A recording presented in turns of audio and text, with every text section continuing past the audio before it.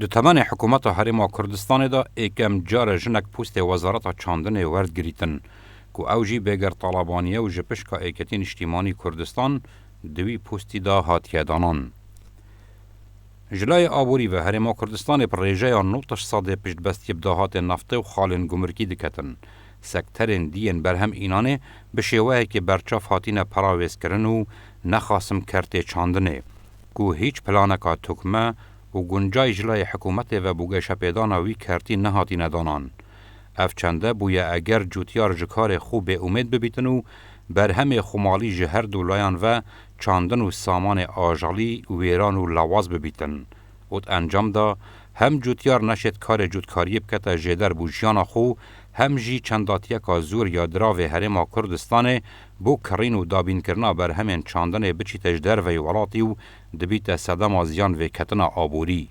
دنه همین کابین حکومت دا بگر طالبانی پوست وزارت چاندن ورگرد و دیار هرج دست بکاربونا بگر طالبانی بیر لوی چنده کریه رول و کاریگری و بهای راستقینه وزارت و کرت چاندن وگرینیتن و پینگاوین گرنگ بو وجاندنا وی سکتری و گشپیدانا آست برهم اینانو خوشگوزران یا جوتیاران پاویجیتن.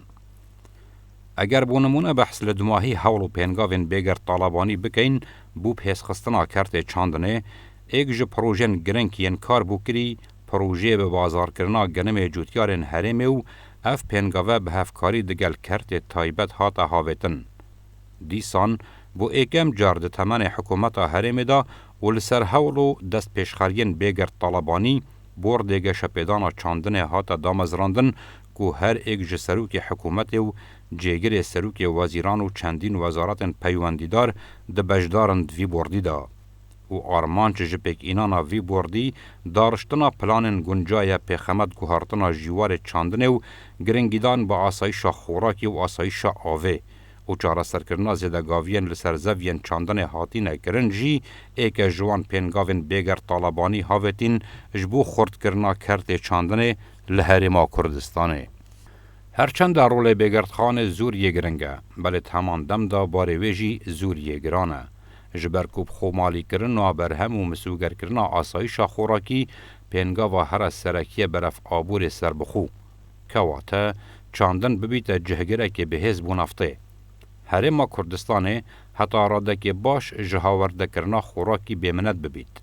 هم جی برهم چاندن و سامان آجالی ببیت جدره که داهاتی بو هرما کردستانه.